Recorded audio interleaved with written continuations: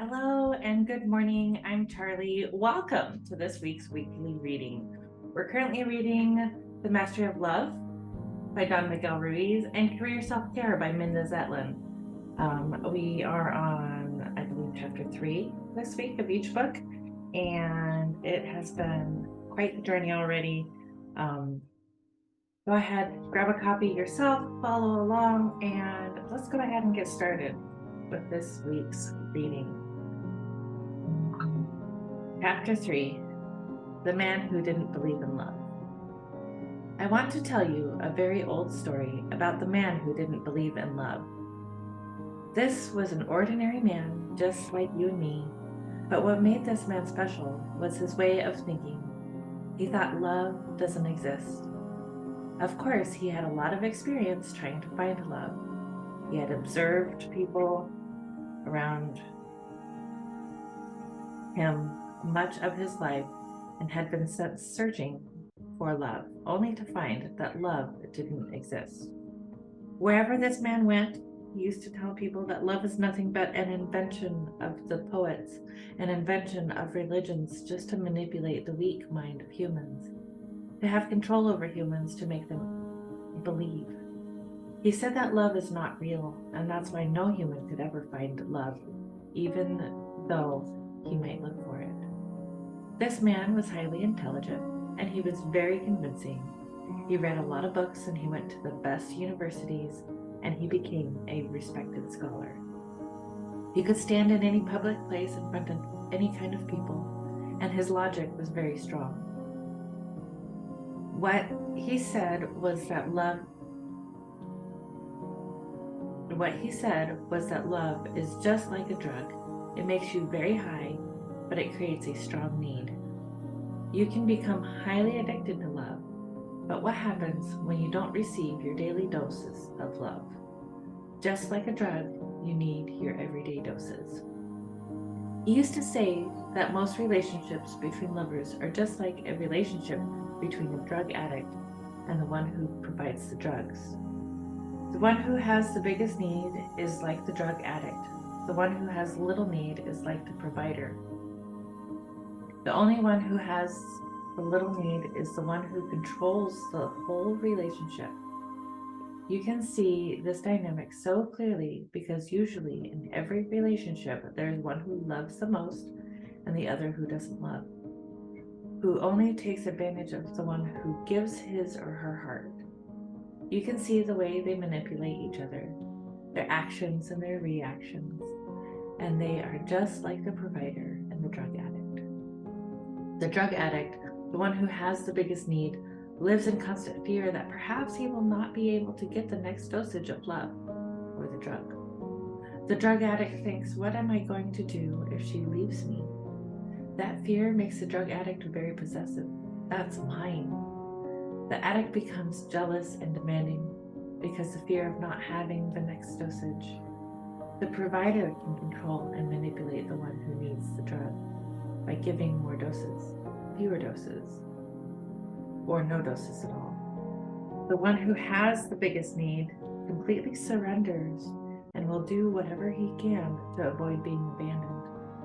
The man went on explaining to everyone why love doesn't exist. What humans call love is nothing but a fear relationship based on control. Where is the respect? Where is the love they claim to have? There is no love. Young couples in front of the representation of God, in front of their family and friends, make a lot of promises to each other to live together forever, to love and respect each other, to be there for each other. Through the good times and the bad times, they promise to love and honor each other, and make promises and more promises. What is amazing is that they really believe those promises. But after the marriage, 1 week later, a month later, a few months later, you can see that none of these promises are kept. What you find is a war of control to see who will manipulate whom, who will be the provider, and who will have the addiction. You find that a few months later, the respect they swear to have for each other is gone. You can see the resentment, the emotional poison, how they hurt each other, little by little, and it grows and grows until they don't know when the love stops. They say stay together because they are afraid to be alone, afraid of the opinions and judgments of others, and also afraid of their own judgments and opinions. But where is the love? He used to claim that he saw many old couples that had lived together 30 years, 40 years, 50 years, and they were so proud to have lived together all those years. But when they talked about the relationship, what they said was, "We survived the matrimony." That means one of them surrendered to the other at a certain time. She gave up and decided to endure the suffering. The one with the strongest will and less need won the war.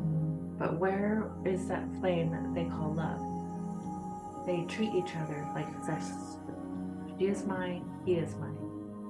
The man went on and on about all the reasons why he believed love doesn't exist, and he told others, "I have done all that already. I will no longer allow anyone to manipulate my mind and control my life in the name of love." His arguments were quite logical. He convinced many people by all his words, love doesn't exist. Then one day this man was walking in a park, and there on a bench was a beautiful lady who was crying.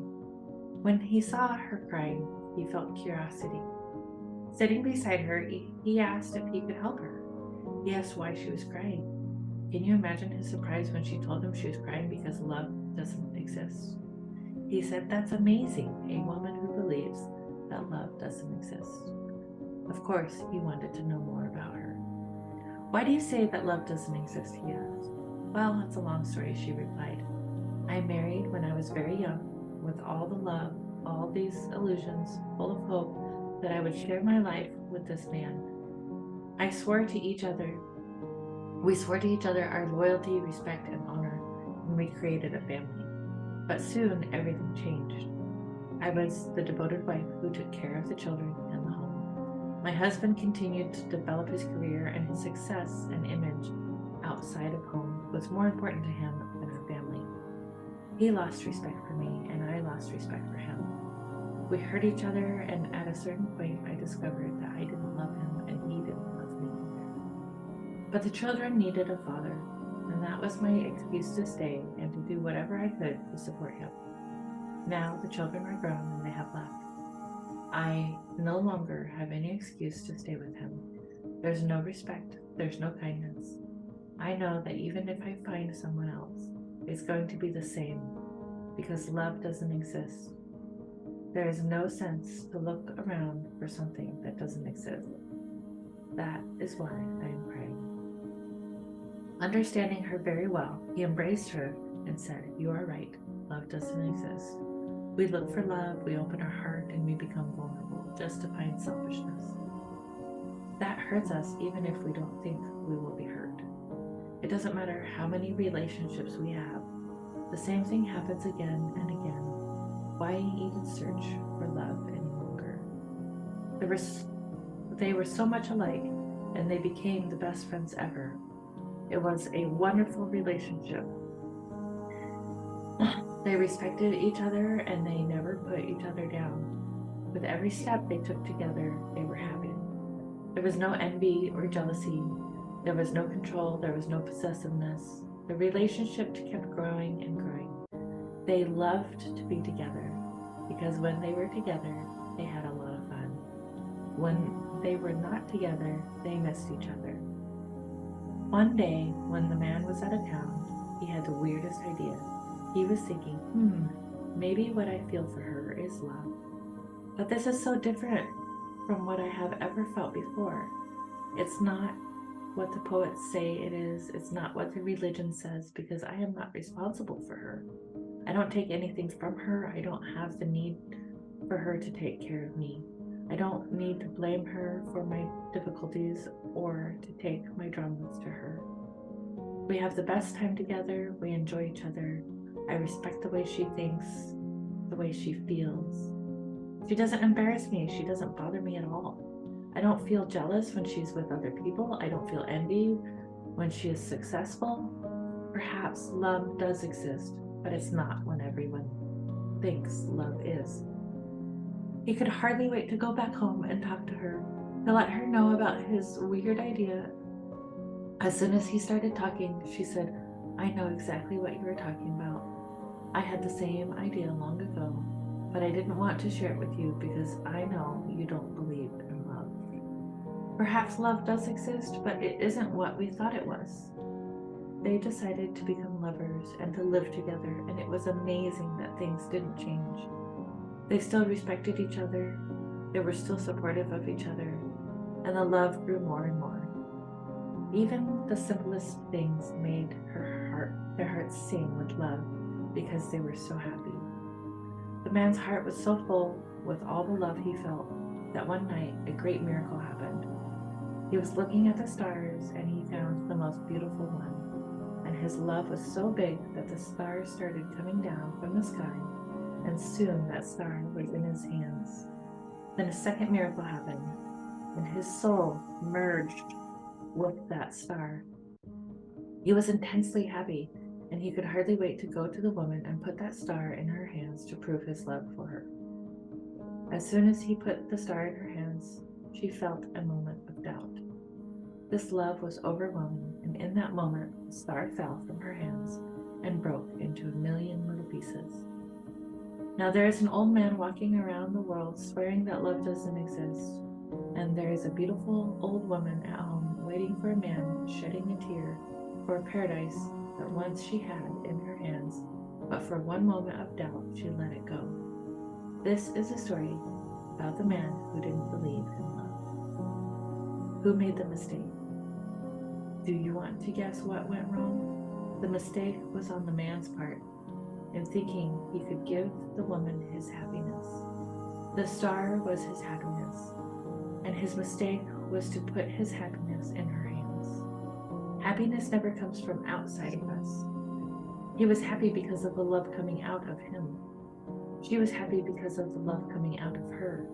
But as soon as he made her responsible for his happiness, he broke the star because she could not be responsible for his happiness.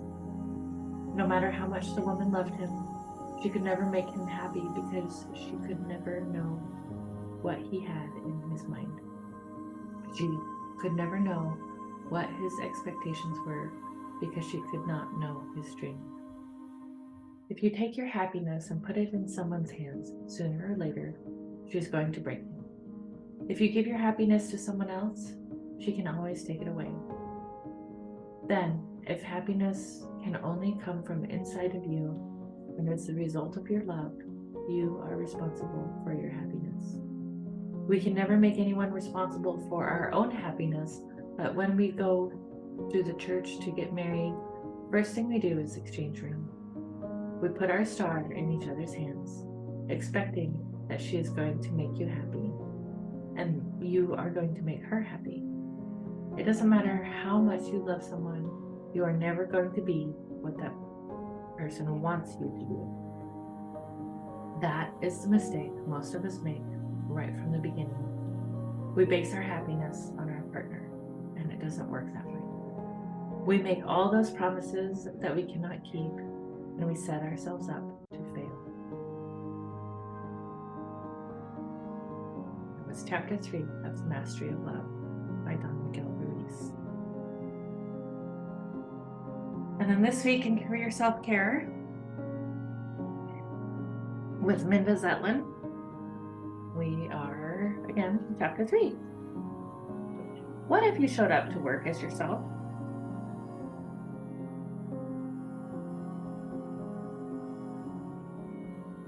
A few years ago, when I served on the board of a small nonprofit, one of the other board members became a source of frustration to the rest of us. She volunteered for projects, but then let them drop. She missed board meetings, even though we met by conference call. The rules said she could be removed from the board for missing so many meetings, but she was also extremely bright and very successful, and she had done great work in the past. We had a talk with her, letting her know that her absences were a problem, and asking if she could do better in the future. And then the truth came out. Over the previous few months, she'd had a difficult pregnancy, given birth, and nearly died from post-delivery complications. She just hadn't told us about it. I hope you find this as appalling as I do. Unfortunately, I also kind of understood it. She and I both worked in the fast-paced world of technology, and we spent much of our time dealing with people in Silicon Valley. And in this world of tech startups, optimistic venture capitalists, and big dreaming founders, bad stuff isn't supposed to happen. You're invited to bring your whole self to work, including your child and perhaps your dog, but you're supposed to leave your medical problems at home. The same goes for your heartbreak, depression, and marriage difficulties. In 2015, the New York Times published a scathing expose about what it was like to work at Amazon. Multiple sources, both named and anonymous, described being put on a performance improvement plan, that is, probation, for letting things like cancer interfere with their job performance. One woman who'd given birth to a stillborn child said she'd been through the most devastating experience of her life, but her manager told her she would be closely monitored to make sure she'd stayed focused on her job. Although Amazon denied many of the assertions in the story, it did not deny that events like this had taken place, although it did say such treatment of employees was at odds with its policies. But the company was frankly proud of its hard-driving culture, where managers were encouraged and at times required to fire anyone not giving 110% to the job. Amazon founder Jeff Bezos was known for saying that Amazon's culture was friendly and intense, but if necessary, he would settle for just intense. Things at Amazon have changed somewhat since that story was published in 2021. The company added "Strive to be Earth's best employer" to its famous list of leadership principles. However, this was mostly a response to reports of tough working conditions at its warehouses at a time when the pandemic had made the general public suddenly aware of how important these workers were to their daily lives. It was also a response to the first serious effort to unionize one of Amazon's warehouses. Although that effort failed, Amazon may have lightened up, but it remains an intense place to work. As demanding employers go, Amazon may be an extreme case, but it's far from the only company to expect employees to be upbeat and efficient at all times, whatever they might be feeling inside. That's a challenge, because it's impossible to bring your whole self to work or to be yourself at work if you are never allowed to show fear or sadness, frustration, or anger. Bad things happen at every job. Even if you have your dream job and the best boss in the world, something will happen at some point to frustrate, infuriate, or depress you, because workplaces are made up of human beings, and it's human nature to sometimes upset each other. Dealing with those moments is always difficult, more so if you're in a low or entry-level position and hoping to work your way up, and even more so if your gender, race, sexual orientation, religion, or anything else makes you different from the rest of your organization or from its leaders. No matter who you are, it's always tempting to hide your feelings and keep your mouth shut when upsetting things happen at work. And if your biggest concern is to keep your job or advance in your company or retain an important client, the truth is that hiding your emotions may be the safest thing to do. But every time you do it, you make both yourself and your workplace just a little bit less human. And you make it just a little bit harder for you to be happy there. A year into my first job at a magazine publishing company, things were going very well, or so I thought, and I suggested that my boyfriend also apply for a job there. He was hired for the same job that I had, but in a different area. We kept our relationship secret, and in less than 6 months, he was given a raise that put his salary way above mine. It's been decades, but I still remember how it felt to hear that news. I congratulated him and struggled to smile while my whole body was going into shock. I had been working extremely hard, traveling on weekends, doing everything that was asked of me and more. I loved my job, and I thought my job loved me. Apparently, though, our relationship had been one-sided. I stewed about it for a week, and then I started looking at ads for other jobs. I went on half a dozen interviews but didn't get any offers, which was just as well since all the jobs I applied for seemed a lot less fun than the one I already had. Finally, I did what I should have done in the first place. I went to my boss and, my voice quavering, asked him why someone with so much less seniority was making so much more than I was. My boss, bless him, gave me a straightforward answer. Basically, my problem was timing. At annual review time several months earlier, I had been new to the company and I was still figuring out how to be good at my job. Because I hadn't proved myself yet, he'd given me a minimal raise and a non-committal performance review. It actually included the phrase, "The jury's still out." But I was so completely clueless, I didn't see that as anything to worry about. By the time I asked my boss about my boyfriend's salary a few months later, the jury was no longer out. I was being given additional responsibilities, and so, even though we were between the usual times for raises, he said he would arrange for an increase right away and that there would be a much bigger one when annual reviews came around. I was hugely relieved to learn that my relationship with my job wasn't one-sided after all. And yes, I was happy that I'd once again be making more than my boyfriend was. I can't imagine how much harder it would have been if I had faced a real problem, such as sexual harassment or illegalities, or if I'd had a boss I trusted less.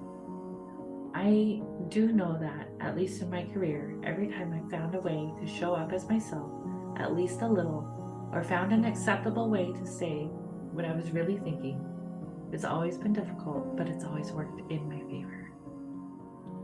Showing up as yourself is exponentially harder when there is trouble in your personal life, and most of us get so accustomed to hiding those feelings, we hardly even know we're doing it. In 2020, Meghan McCain, a conservative TV personality and daughter of the late Senator John McCain, went public with the news that she'd had an early-stage miscarriage months earlier and then gone back to work a few days later, acting as if nothing were wrong. My first reaction was surprise. Not that she'd had a miscarriage, but that she felt she could tell the world about it. You're allowed to talk about that, I thought. I'd had that experience twice, and I'd never told anyone I worked with. A few days after my first miscarriage, I flew off to a conference where I knew I might land some new clients. I never seriously considered not going. That was tough, but the second time was worse. I was 45, and I'd clearly lost my chance to have a baby of my own. Less than a month later, I was in New York City, co-chairing the annual conference of the American Society of Journalists and Authors. The conference draws several hundred people, and besides being a professional event, it's also a gathering of hundreds of writer friends and acquaintances who only met in person once a year. There I was, surrounded by scores of people who cared about me, who had known me for many years, who would have been sympathetic and supportive, and I said nothing. As if to add a little extra torment, there was also a fertility conference at our hotel that weekend. At the time, I thought my only choice was to keep going and pretend everything was fine. With hindsight, I see that I could have at least told a few of my close friends what was going on with me. They might or might not have known what to say, but at least it would have stopped me from feeling like I was hiding a shameful secret. A few years later, I attended a different organization's board meeting. There was a high-profile executive on that board whose wife had died of cancer only a few days earlier. None of us expected him to show up, but then word reached us through an intermediary who was coming to the meeting, but he absolutely did not want to talk about his loss. I just want to say I heard and I'm so sorry, and I won't say anything else about it, I told him when I first saw him, and I didn't. But at a dinner that evening, the conversation turned to talk of places to live, and I told my board colleagues that my husband and I planned to move from Woodstock, New York, where we'd lived for more than 20 years, to Snohomish, north of Seattle. When they asked why we were making the move, I explained that it was for Bill, who had fallen in love with the area and the community of fellow musicians he found there. And that even though I loved Woodstock, I was moving because I wanted him to be happy and to fulfill some of his dreams. As I said it, I happened to look across the table at that widowed executive. He hadn't said a word, but he was looking back at me with an expression of such profound sadness that I've never forgotten it. Why are we so determined to wall off the human part of ourselves when we're at work? We even do it over things that are relatively trivial. Last year, I was interviewing a CEO I never met before, and he said in passing that I seemed like an ex-hippie. I'm too young to have lived through the true hippie era, but his guess as to my tastes and my politics were on target. But instead of feeling happy that I was known and understood, I felt mortified because I hadn't done a good enough job of hiding who I was. I asked him how he knew, although really, it wouldn't have been hard to guess. I had shoulder-length gray hair that I left to its natural ways. I was wearing flats, and on my wrists were delicate rubber bracelets that I'd bought in a funky store in downtown Austin. They were made by women in Africa out of flip-flops washed up from the ocean. I was also wearing a bracelet that said J35. That may not mean anything to you if you don't live in the Pacific Northwest, but it's the designation of an orca, or killer whale, who captured the public imagination in 2018. She's one of the southern resident orcas in Puget Sound, a community of orcas that listed as endangered and is gradually dying out because of declining salmon populations, pollution, and increased boating in the sound. Orcas seem to be as intelligent as humans and to care for their family members as much as we do. And when she had a calf who died shortly after birth, J35 carried that calf's lifeless body in her fins for 17 days, sometimes assisted by other members of her pod who seemed concerned for her. The story spread, inspiring a debate about whether it was right or wrong to approach and observe her during her grief, as well as calls to breach some of Washington's hydroelectric dams that interfere with the salmon. So yes, I suppose J35 did give me honor. It's daunting in these days when seemingly innocuous things like an affinity for wildlife, a religious affiliation, a liking for international travel, or even a preference for watching tennis as opposed to NASCAR can be construed as taking a political position. We live in a nation and a world that are filled with political divisions and acrimony. Deeply felt political convictions probably should go unexpressed in the workplace. It's both wrong and self-defeating to make people you work with uncomfortable because they disagree with your politics, opinions, or religious beliefs. But for most of us, it goes way beyond concerns such as these. The less people know who we are, what we believe, the safer we are. If someone turns down your pitch, passes you over for promotion, rejects you, or even fires you, it might hurt less if you can tell yourself that they don't really know who you are.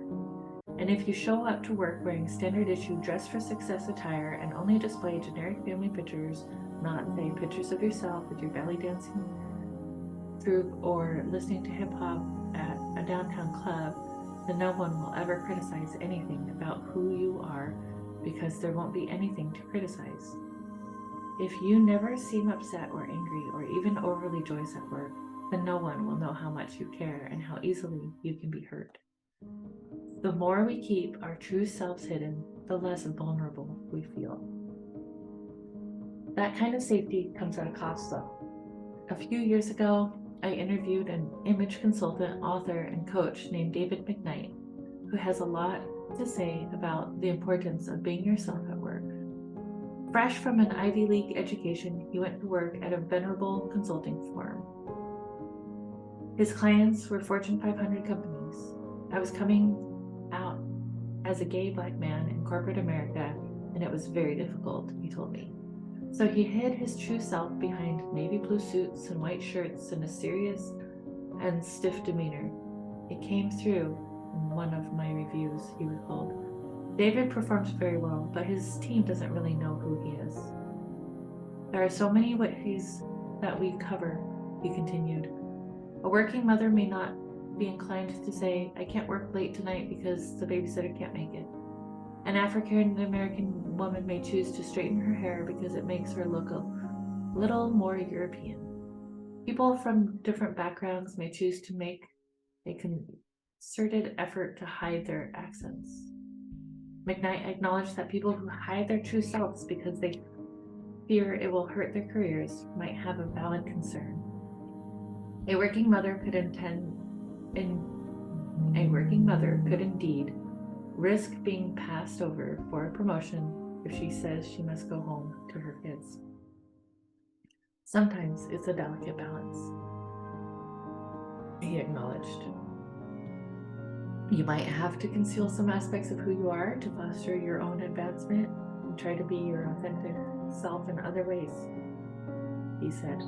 But if you truly don't feel that you can be your real self around your colleagues or customers, then in the long run, this workplace is probably not good for you.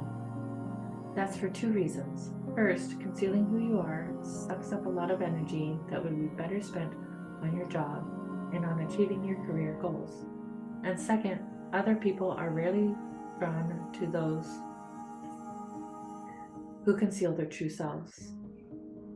If I don't feel comfortable or I pretend to be someone else, a lot of times people can feel it, he explained. Think about the people you yourself have encountered at work and elsewhere. I'm willing to bet that the ones who made the biggest positive impression were those who seemed the most genuine. McKnight now makes presentations to LGBTQ groups and has given up his strict regimen of navy blue in favor of more vivid colors that better reflect his true self. He says his signature now is big, bold glasses. He has coached many professionals to be true to themselves in both their interactions with others and their business attire, and he's watched them blossom as a result. When you are very comfortable and you see and you show people who you really are, that's typically when they warm up to you, he explained. If customers feel they can connect with you, they're more likely to do business with you. On the most fundamental level, people do business with people that they like. If you're trying to cover up aspects of who you are, people will feel like there's an invisible veil between you and them. On the other hand,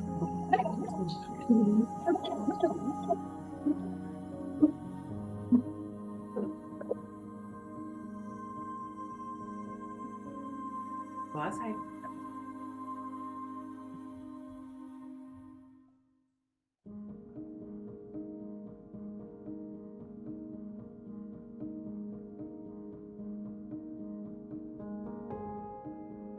On the other hand, if you have the courage to be your true self, people will either love you or they won't. But it won't be because of something you're hiding. Hit crying in the workplace, a prospect that would horrify many people, including you. If you're a woman in a leadership position or in a male-dominated industry, you might rightly fear that if you let yourself cry at work, you'll be labeled as not tough enough. Even though legendary Apple founder Steve Jobs, who was as tough and as driven as anyone has ever been, cried in the workplace all the time. Consider just for a moment a world where someone crying at work might be seen as a good thing and not a bad one, because that would mean it was a place where people were free to express their emotions. They might laugh as well as cry, shout, or sing as it suited them, arrive at work with their kids and their dogs, and surround their workplaces with the things they love best. Complimental, happy, sad, dazzling self. Wouldn't you want to work in a place like that? I know, I would.